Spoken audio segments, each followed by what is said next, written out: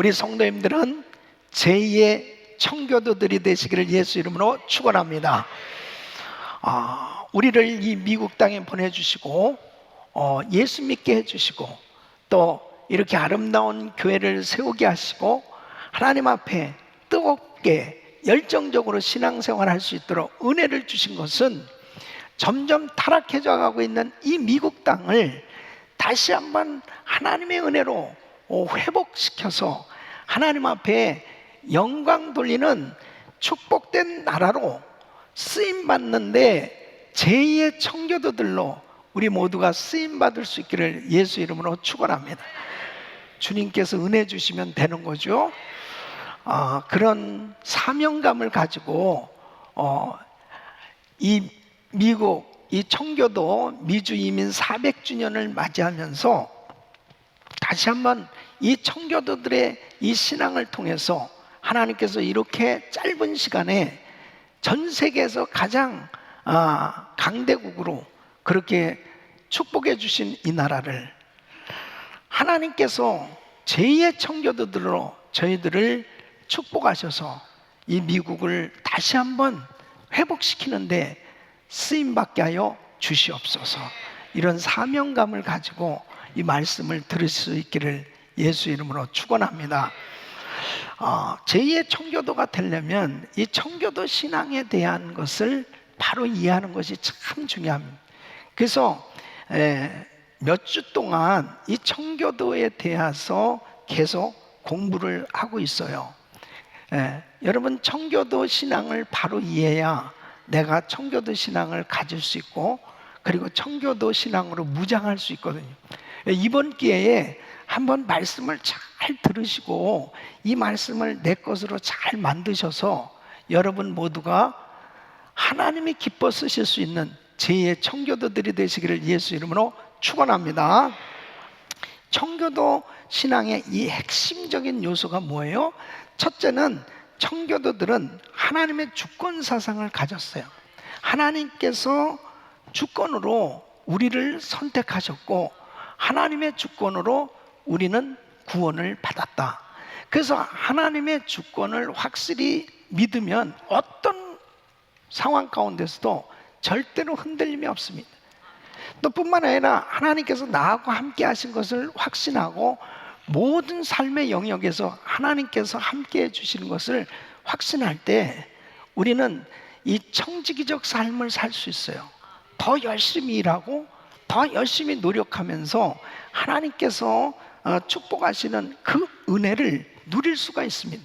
그래서 이 미국이 짧은 시간에 하나님의 엄청난 축복 가운데 이렇게 아름다운 나라로 세워질 수 있었던 것은 바로 이 청교도 신앙의 이 원동력이 있기 때문에 바로 하나님께서 은혜를 부어주신 것이다. 두 번째는 청교도들은 성경의 사람들이었습니다. 오직 성경. 그들은 그들의 삶과 믿음의 유일한 권위로 바로 성경을 믿었어요. 그 성경은 정확무한 하나님의 말씀이다. 그래서 신앙의 최종 권위를 바로 성경, 오직 성경만을 신앙의 최종 권위로 인정하며 하나님의 말씀대로 살려고 몸부림쳤던 겁니다. 그래서 그들은 성경을 사랑했고 이 성경을 이제 영어로 번역하기 위해서 목숨을 걸고 그들은 헌신했던 것입니다.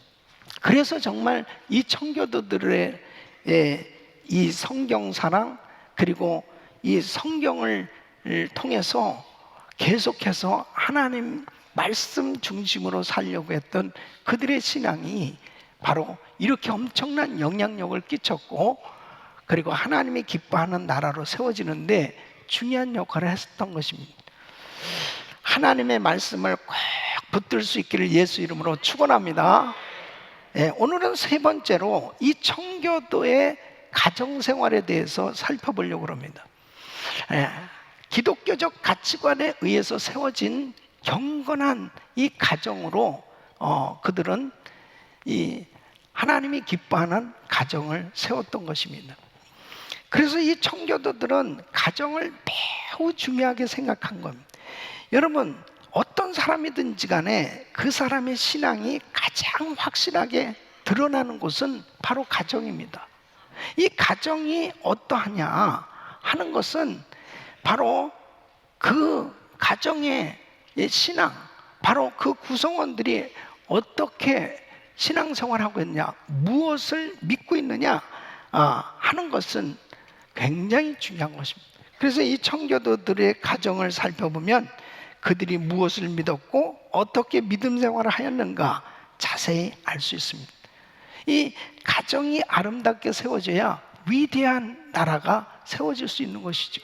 그래서 그들의 가정이 하나님이 기뻐하시는 기독교적인 가치관에 의해서 아름답게 세워졌기 때문에 이 미국이 이렇게 축복을 받을 수 있도록 그런 자녀 양육이 이루어졌고, 그리고 위대한 하나님께 쓰임받는 나라로 그렇게 세워질 수 있었던 것입니다. 근데 오늘날 이 미국의 가정이 어떠한가 하는 것입니다. 여러분, 예를 들면은 2010년대에 이 미국 가정에 한부모, 바로 부모가 하나밖에 없는 한부모 가정이 흑인 가정 중에는 70%예요. 그 다음에는 미국의 인디언들 가정은 60%입니다. 라티노 가정은 50%라는 거예요. 그래서 미국 평균 40%가 한부모 가정이라는 것입니다. 이건 바로 뭐예요? 무섭게 가정들이 파괴되어져 가고 있다는 것입니다. 자, 그러면 60년대는 어땠냐? 60년대만 하더라도 미국의 한부모 가정 비율은 5%였습니다. 물론 그때 당시에도 흑인들의 가정은 조금 높았어요. 20%였으니까. 근데 당시의 백인 가정은 2%에서 3% 정도 됐다는. 그러니까 이 나라가 급속히 타락한 겁니다. 여러분 보세요. 나라를 파괴시키려는 사탄의 전략은 결국 가정 파괴예요. 가정 파괴. 가정이 파괴되면 결국 나라는 바로 설 수가 없는 거죠.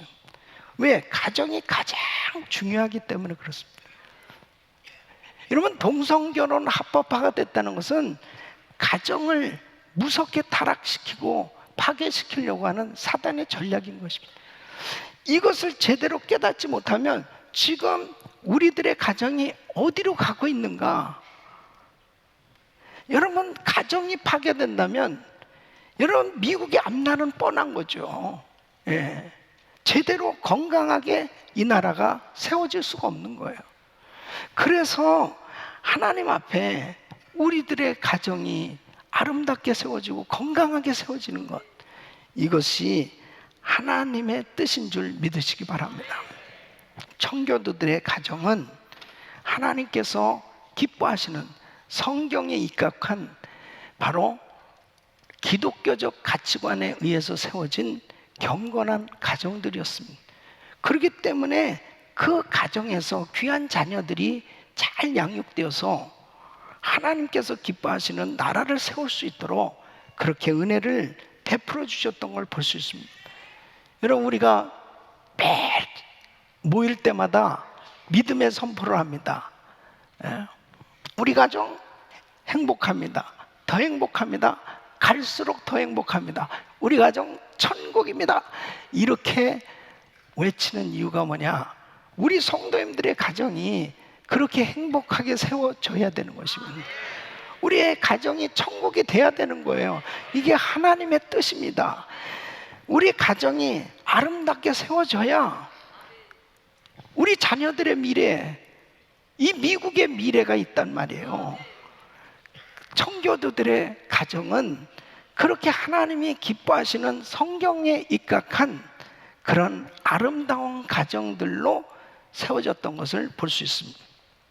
그래서 오늘 이 본문 말씀에 여호수아서 24장 15절 보면 여호수아가 나이가 많아서 이제 죽기 전에 이스라엘의 지도자들을 불러놓고 이스라엘 백성들을 향해서 이렇게 결단을 촉구하는 거예요. 만일 여호와를 섬기는 것이 너에게 좋지 않게 보이거든 너희 열조가 강 저편에서 섬기던 신이든지 혹 너희의 거하는 땅 아모리 사람의 신이든지 너희 섬길 자를 오늘날 택하라. 오직 나와 내 집은 여호와를 섬기겠노라. 네? 하나님께서 기뻐하시는 것이 무엇이냐는 거예요. 아무리 우리가 가나안 땅에 와서 은금이 증식되고 좋은 집 짓고 배불리 이제 먹고 살게 되었지만은 만약 우리가 우상 숭배하고 있다면은 하나님을 멀리하고 살고 있다면 그런 가정을 이뤘다면 그건 축복이 아니라는 거죠.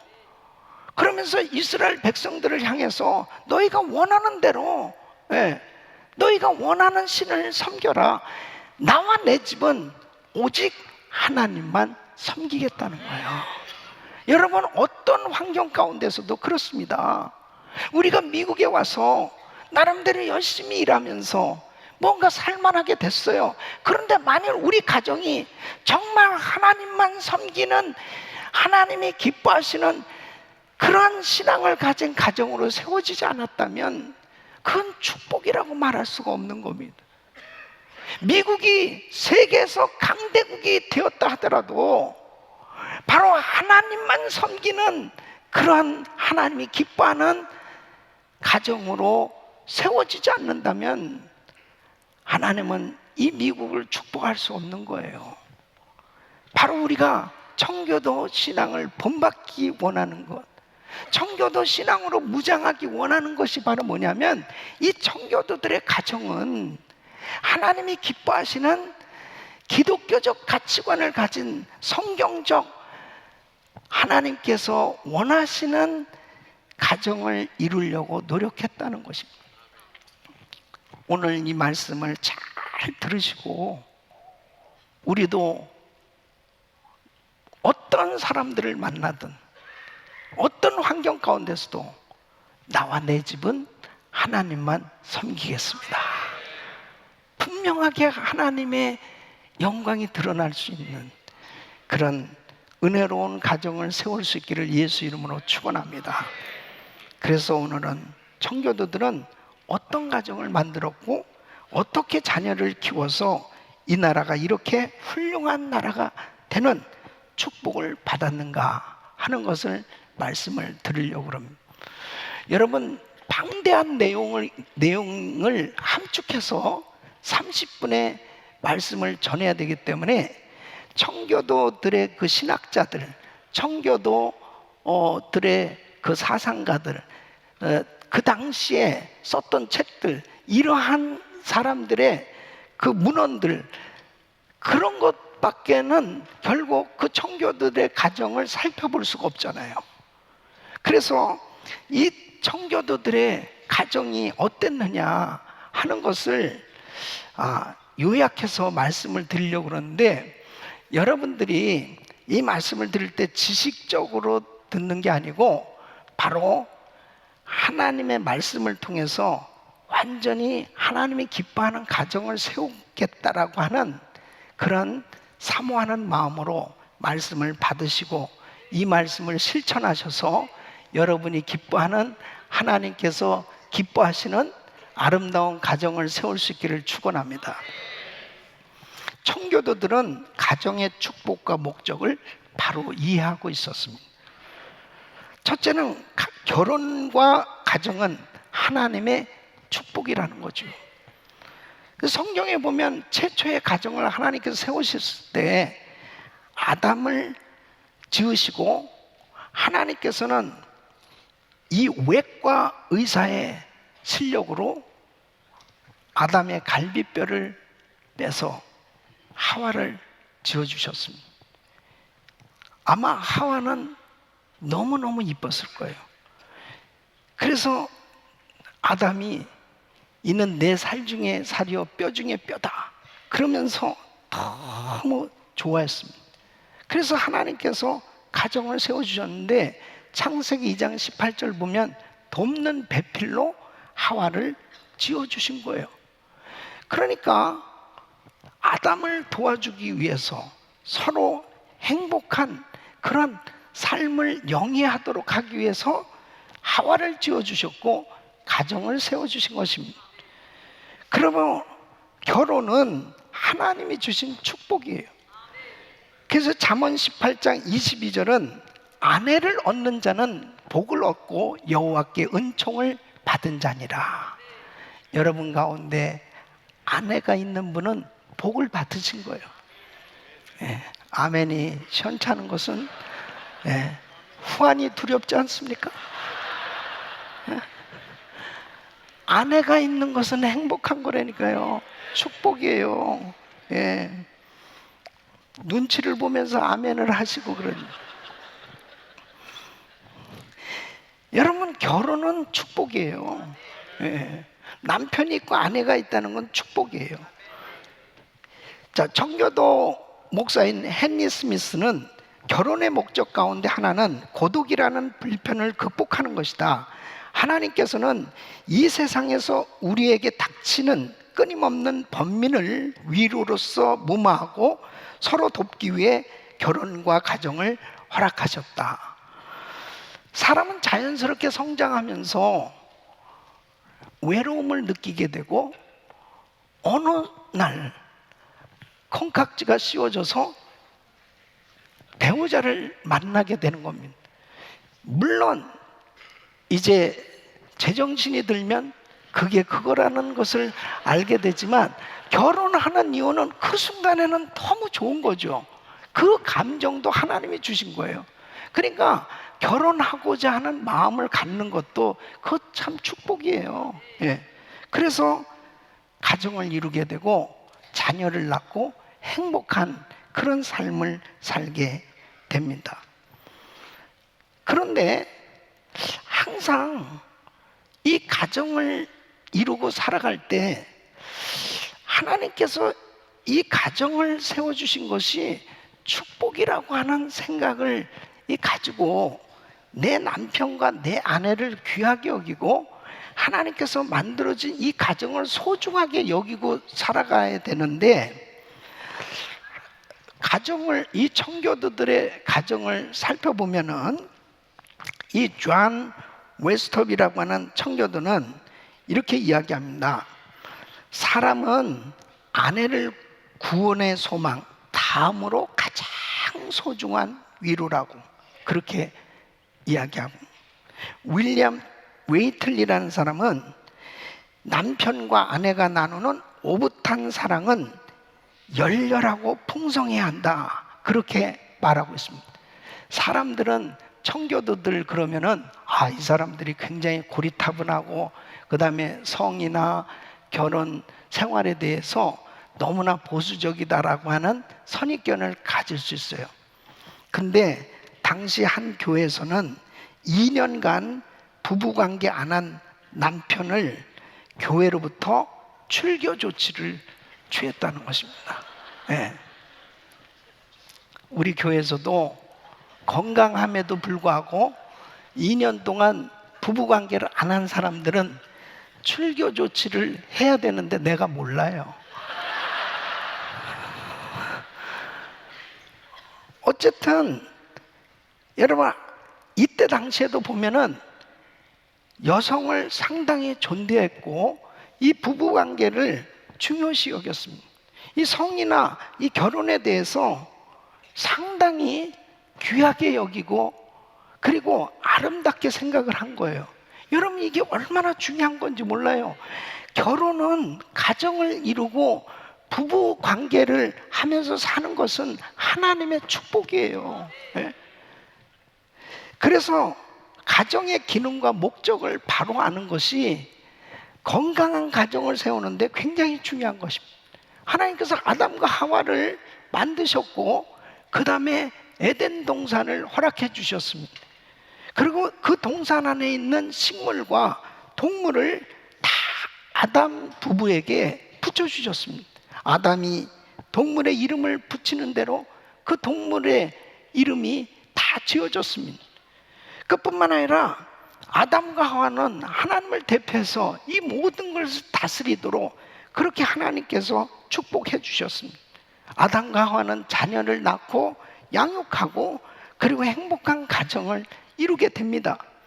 여기에서 하나님께서 가정을 세워주신 가정의 중요한 기능이 무엇이냐 하는 것을 말씀하고 있는 거예요. 바로 가정은 안식을 누리는 곳이고, 가정은 의식주를 해결하는 곳이요, 가정은 자녀를 양육하고 사랑의 교제를 이루는 곳이다. 이것이 가정의 중요한 기능. 그런데 가정의 목적이 뭐냐? 하나님께서 가정을 세워주신 목적은 바로 하나님의 영광을 위한 것입니다. 이렇게 모든 것을 다 주셔서 누리도록 한 이유가 뭐냐면 바로 이 가정을 통해서 하나님의 나라가 확장되어지고 하나님께 영광을 돌리는 이러한 삶이 되도록 하기 위해서 하나님께서 가정을 세워주신 것입니다. 믿습니까? 그래서 이 청교도들은 가정의 이 존재 이유가 무엇이냐 하는 것에 대해서 이 분명한 확신을 가지고 있었어요. 가정은 하나님의 영광을 위해서 주님께서 세워주셨다. 그래서 청교도 지도자이고 신학자인 리처드 백스터라는 사람은 그리스도의 가정은 하나님을 더 잘 예배하고 봉사하려는 목적을 가진 그리스도인들이 모여 이룬 사회, 곧 교회다 그랬습니다. 그래서 여러분, 하나님의 뜻대로 살기 위해서 하나님이 기뻐하시는 이런 가정이 세워졌을 때 이것을 가정의 분명한 목적을 제대로 이해한 사람들은 바로 그 가정이 하나님의 복을 받고 누리며 사는 것을 볼 수 있습니다. 오늘 이 본문에 여호수아가 이렇게 나와 내 집은 오직 나와 내 집은 여호와를 섬기겠노라 이렇게 자신 있게 다른 사람들을 향해서 지도자로서 이렇게 분명하게 우리 가정을 보라, 우리 가정은 하나님만 섬기는 가정이야, 이렇게 분명하게 표현할 수 있는 것은 이것 자체가 곧 하나님의 영광이 드러나는 귀한 가정으로 세워진 줄로 믿습니다. 이것이 너무 중요한 것입니다. 그래서 나 한 사람이 잘 믿는 것이 다른 사람에게 엄청난 영향을 끼치는 겁니다. 우리 가정이 하나님을 잘 믿는 것이 우리 가정만이 아니고 우리 가정을 통해서 주변에 엄청난 영향을 끼치는 거예요. 그러니까 사도행전 10장에 보면은 고넬료는 이방 사람이었습니다. 근데 그는 하나님 앞에 늘 기도했고 구제하면서 그렇게 경건한 신앙생활을 하게 됩니다. 하나님께서 이 고넬료 가정에 베드로를 보내주셨을 때 고넬료는 자신만 베드로하고 만나서 은혜 받은 게 아니에요. 일가 친척 모두를 다 불러서 베드로에게 그 귀한 말씀 복음을 들었을 때 온 가족들, 그 자리에 모인 모든 가족들이 다 성령 충만 받았어요. 다 놀라운 은혜 받았습니다. 여러분 보십시오. 이 한 사람의 신앙이 이렇게 온 가족들에게 엄청난 영향을 끼치는 겁니다. 그렇기 때문에 바로 가장인 내가, 부부가 함께 하나님을 아름답게 섬길 때 그 가정은 하나님의 은혜가 임할 뿐 아니라 그 가정을 통해서 주변에 많은 사람들에게 하나님이 기뻐하시는 복음이 전해지게 되는 줄로 믿습니다. 라합도 보세요. 라합은 기생이었습니다. 근데 여호수아서 6장에 보면 이제 이 라합이 그 정탐꾼들을 믿음으로 섬겨주고 그리고 은혜를 받잖아요. 라합 한 사람의 믿음 때문에 그 가족들이 다 구원받는 걸 볼 수 있습니다.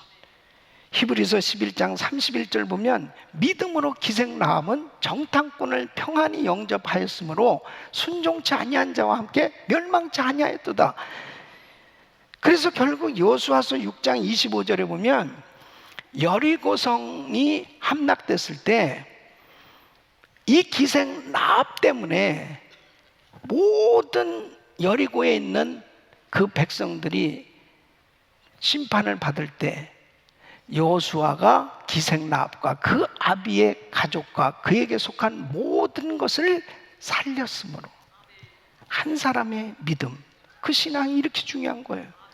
그러므로 가정이 하나님의 말씀으로 충만하고 하나님이 기뻐하는 가정으로 세워졌을 때 이 가정을 통해서 건강한 사회, 건강한 나라가 세워지는 줄로 믿습니다. 행복하고 건강한 가정은 건강한 교회와 사회의 근원이 되는 것입니다. 그래서 한 가정의 남편과 아내는 하나님의 영광스러운 나라로 세우는 책임 맡은 중요한 사람들이에요. 하나님의 영광스러운 나라를 세우는 책임을 맡은 중요한 사람들이 바로 부부예요. 여러분 보세요. 청교도인 로버트 클리버라는 사람은 가정은 작은 국가와 같다. 가정을 잘 다스리면 하나님의 영광이 선양되고 가정이 떠받치고 있는 국가가 부강해지면 결국 그 가정 안에 속한 모든 식구들이 위안과 필요한 물품들을 제공받는다. 건강한 가정이 모여서 그 사회가 이루어지면 건강한 사회, 행복한 사회가 되고 부강한 나라가 되는 거예요. 그런데 반대로 가정이 깨지고 그리고 그 가정이 타락하게 되어지면 사회가 병들게 됩니다. 범죄와 사회 문제가 가득해지는 것입니다. 그러니까 한 나라의 가정이 그 나라의 운명을 좌우하고 있는 거예요. 그렇게 가정이 중요한 겁니다. 우리 가정 하나쯤이야가 아니에요. 우리 가정이 너무너무 중요한 것입니다. 가족이 건강하지 못하면 결국 주변 사람들과 공동체에 큰 피해를 입히게 되는 것입니다. 성경의 대표적인 인물이 다윗입니다. 다윗은 밧세바와 간음죄를 저질렀습니다. 이 일로 인해서 이 밧세바의 남편인 우리아, 정말 우리아 장군은 충성스러운 장군이었지만 참 다윗의 실수로, 죄로 인해서 죽게 되잖아요. 다윗의 범죄는 이 가정에 엄청난 심판을 불러왔어요. 결국 형제끼리 강간 사건이 일어나고 암살 사건이 일어나고 결국은 아들 압살롬이 반란을 일으키고 온통 나라가 전쟁에 휘말리고 너무너무 힘든 그런 일들이 생겨집니다.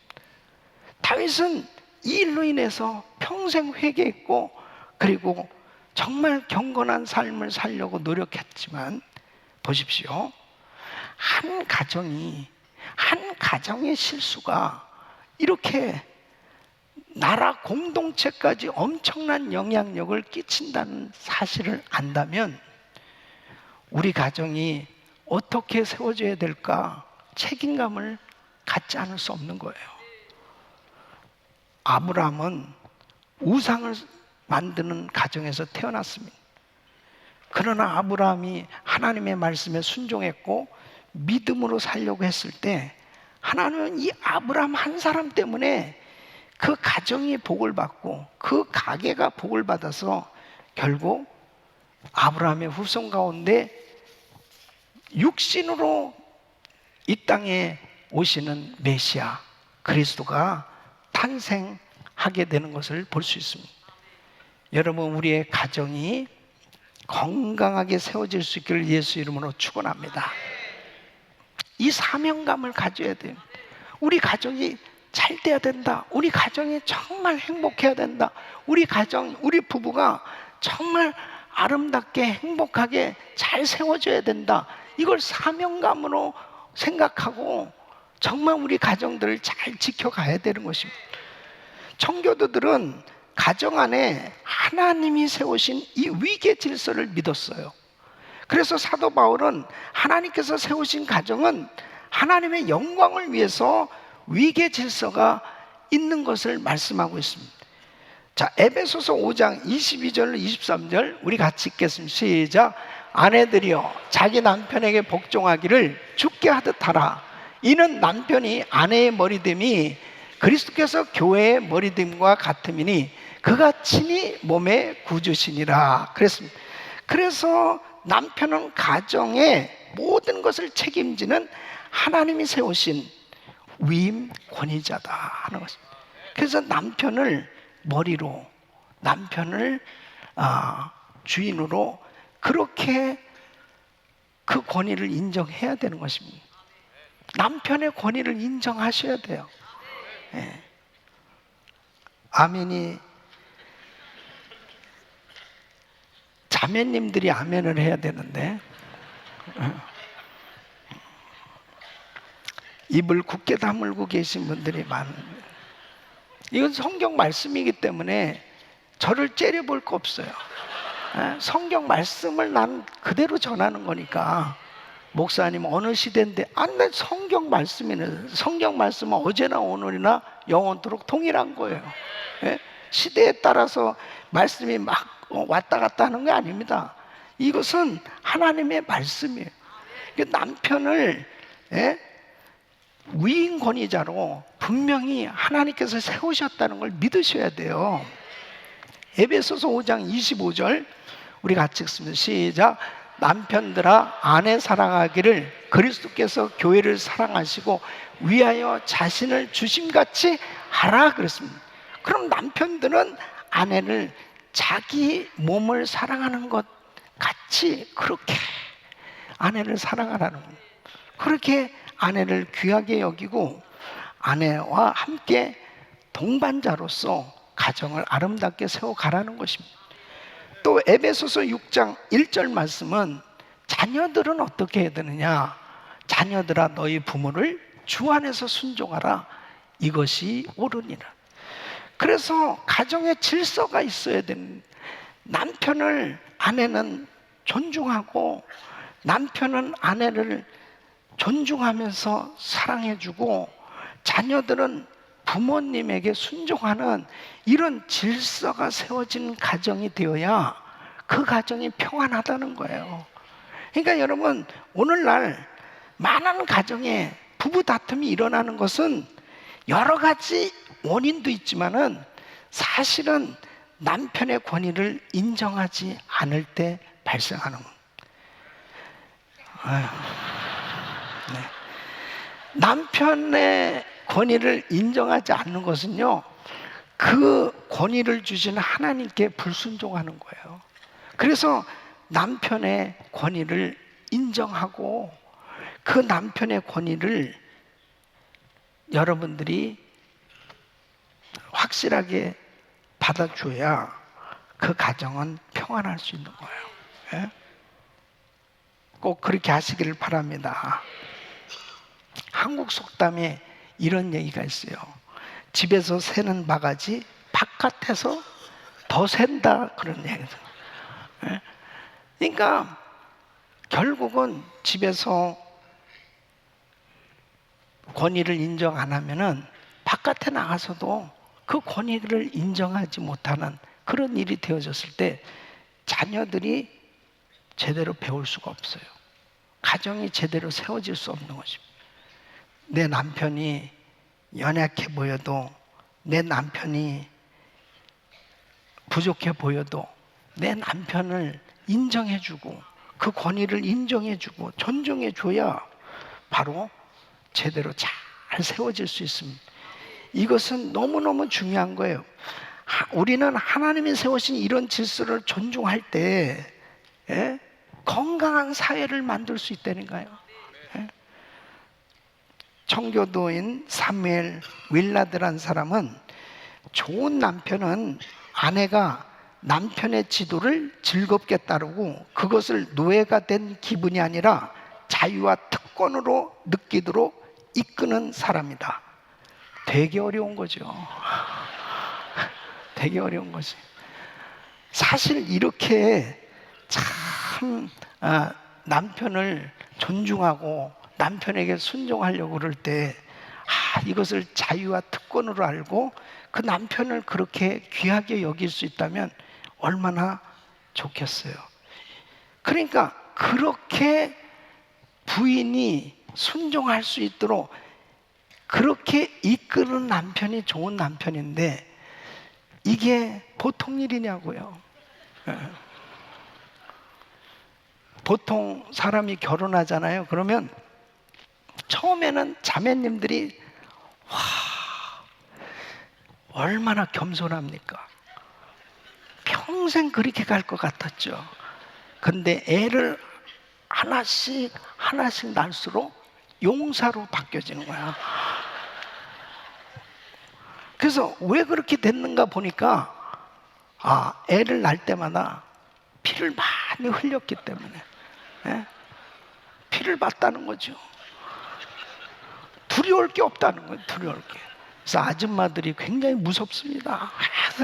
남자들은 나이를 먹으면 먹을수록 자꾸 약해져요.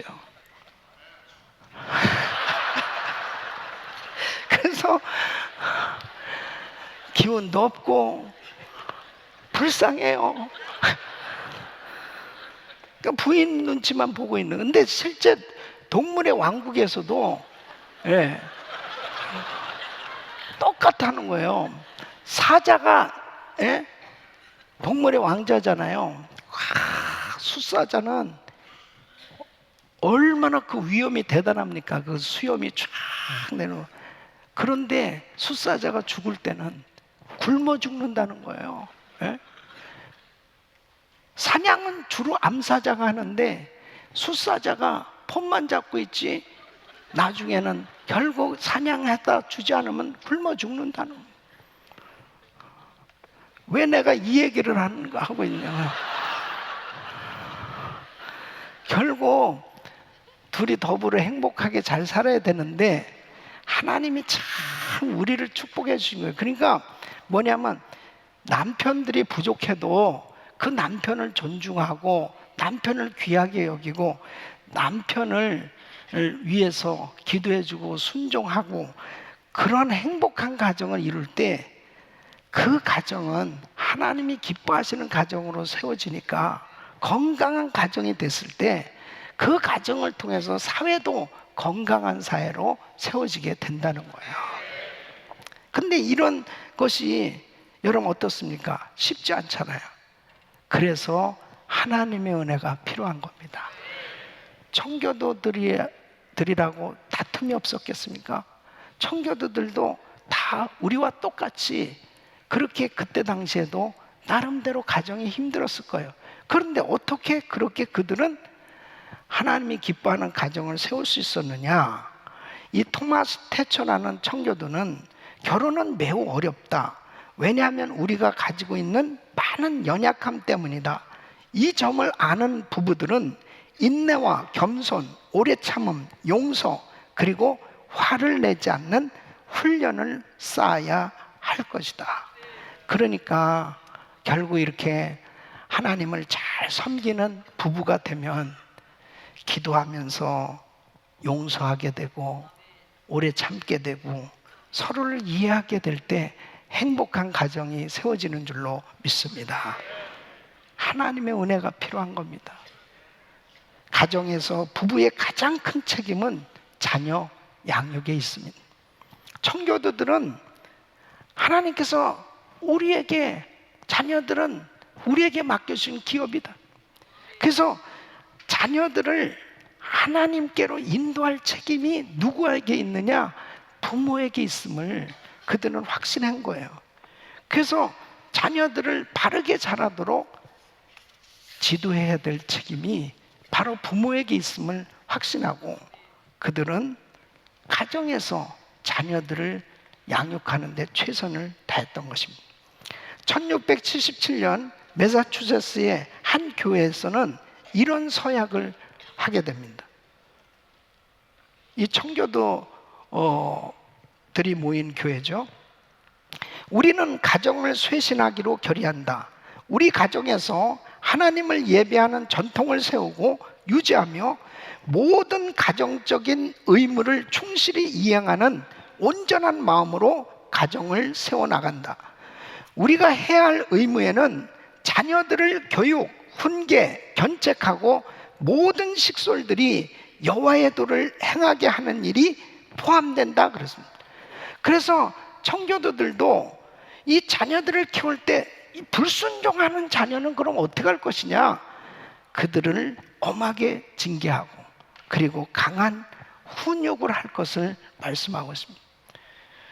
그들이 그렇게 자녀 교육을 시키는 데 있어서 아주 분명하게 잘못된 것에 대해서는 아주 확실하게 징계를 하고 심지어는 체벌까지 할 필요성을 그들은 역설하고 있습니다.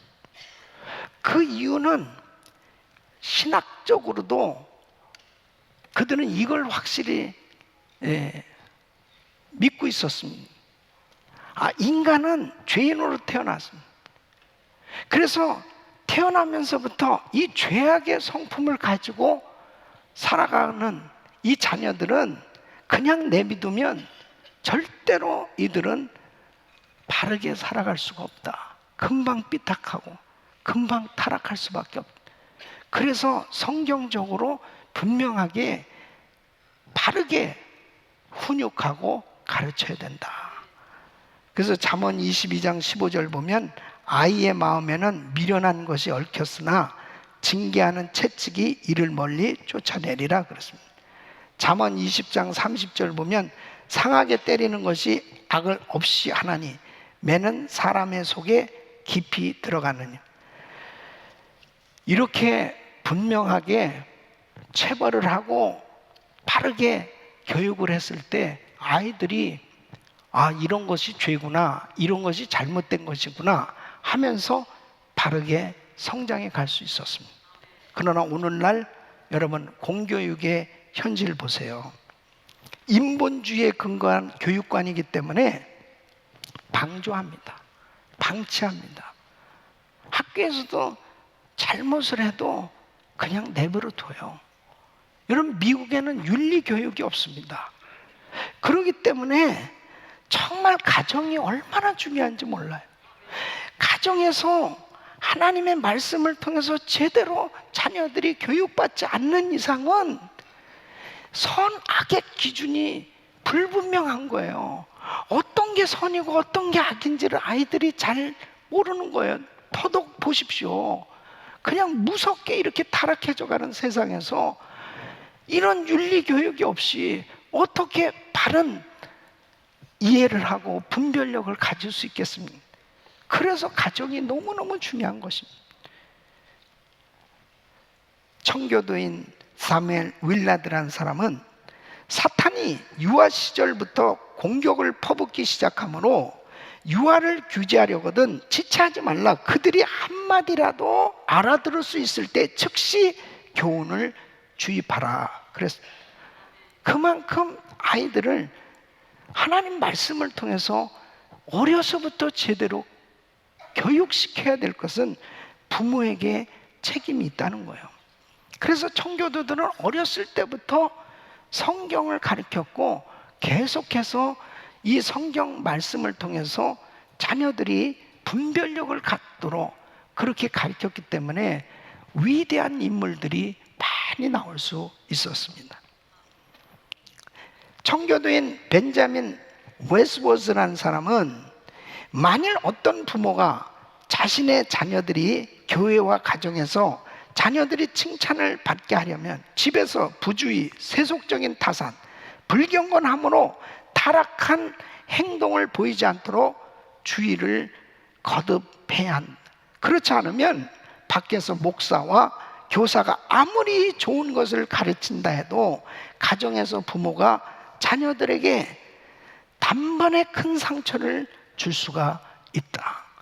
부모가 가정에서 모범을 보이는 것이 가장 큰 좋은 교육입니다. 그러니까 우리 가정이 어때야 되겠습니까? 가정이 어때야 되겠어요? 우리 자녀들에게 가장 큰 영향을 주는 것은 부모의 삶의 모습입니다. 신앙의 모습입니다. 이게 그냥 그대로 드러나고 있는 것입니다. 우리 성도님들의 가정이 정말 오늘 여호수아가 많은 백성들 앞에 담대하게 외쳤던 것처럼 나와 내 가족은 오직 하나님만 섬기겠노라. 그것이 우리 자녀들에게, 우리 부모는 하나님밖에 몰라. 우리 부모는 정말 예수님을 사랑해. 예수님을 정말 아름답게 섬기는 우리 엄마야, 우리 아빠야. 이런 모습이 자녀들에게 보여지는 것이 가장 좋은 교육이에요. 그거보다 더 좋은 교육은 없는 거예요. 이런 은혜가 있기를 바랍니다. 청교도들은 가정은 작은 교회다는 이 분명한 확신을 가지고 있었습니다. 그래서 청교도들은 가정을 하나님이 기뻐하시는 작은 교회로 세우려고 노력했습니다. 여러분, 이것이 얼마나 중요한 건지 몰라요.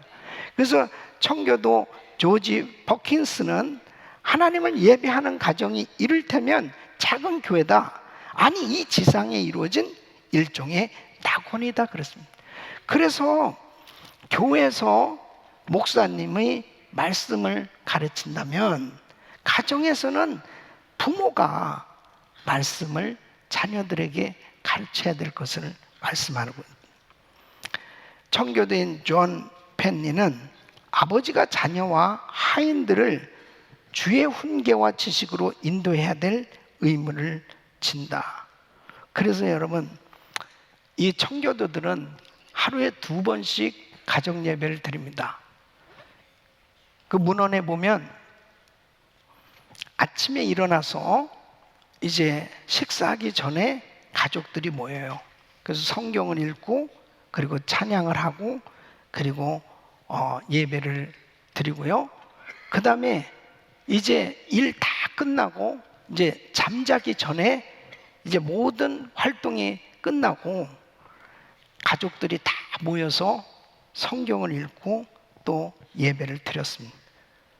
그러니까 청교도들은 매일 가정 예배가 있습니다. 그것도 한 번이 아니고 아침 저녁 또 어떤 때는 3번씩 예배를 드렸던 것을 볼 수 있습니다. 이렇게 가정에서 예배를 드리면서 자란 자녀들이 어떻겠습니까? 그러니까 위대한 인물들이 참 많이 나온 겁니다. 이 청교도 가정에서 훈련받아서 큰 인물이 된 대표적인 사람이 누구냐면 조나단 에드워드입니다. 이 조나단 에드워드는 어려서부터 이제 아버지에게 성경 공부를 배웠어요. 물론 아버지 디모데도 목사였어요. 근데 이 아버지가 라틴말을 가르치고 히브리어, 헬라어를 가르쳐가지고 13살 때는 이 히브리어, 헬라어로 성경을 읽을 수 있었던 17살 때 하나님이 지혜를 주신 거죠. 은혜를 주셔서 예일 대학을 졸업하고 그리고 21살에 교수가 됩니다. 그러니까 정말 이게 탁월했어요. 이 조나단 에드워드가 미국의 영적 대각성의 가장 중심에서 쓰임받는 그런 인물이 됐던 것을 볼 수 있습니다. 재미난 사실은 1730년대에 이 조나단 에드워드와 같은 지역에 살던 한 인물, 이 맥스 주크스라고 하는 사람을 비교한 그 가계에 대해서 이렇게 비교 연구한 것을 발표한 것이 있는데, 이 맥스 주크스는 예수 안 믿는 사람이에요. 그냥 일반적으로 그냥 평범하게 살아가는. 근데 그의 후손이 1026명인데 그 중에 100명 이상이 평균 13년 교도소 생활을 하고 190명의 창녀가 생겼고 100명이 넘는 알코올 중독자가 그의 후손들 가운데 생겨졌다. 조나단 에드워드의 가게를 보니까 729명의 후손 가운데 300명이 목사가 나왔고 65명이 교수가 나왔고 그리고 13명이 대학 총장, 그리고 3명이 국회의원, 1명이 부통령, 그리고 많은 유능한 인물들이 사회에 공헌을 한 것을 이렇게 말씀을 하고 있습니다. 여러분, 우리 가정, 한 가정이 너무너무 중요한 겁니다. 하나님은 우리 가정에 관심을 가지고 있는 거예요. 우리 가정이 하나님 앞에 바로 세워졌을 때 우리 자녀들에게 엄청난 영향을 주는 겁니다. 우리 자녀들을 통해서 또 이 사회에 엄청난 영향력을 끼치는 것입니다. 그러므로 우리 가정들이 기독교적인 가치관에 분명하게 확립되어진 성경적 아름다운 건강한 가정을 세워야 될 줄로 믿습니다. 청교도들의 가정의 모습을 속을 들여다보니까 와, 이들은 정말 하나님 제일주의 신앙을 가졌습니다. 지금 미국은 이런 모습이 다 사라져가고 있습니다.